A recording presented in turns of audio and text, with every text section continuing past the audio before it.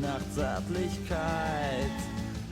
Du hast nie gelernt, dich zu artikulieren, und deine Eltern hatten niemals für dich Zeit.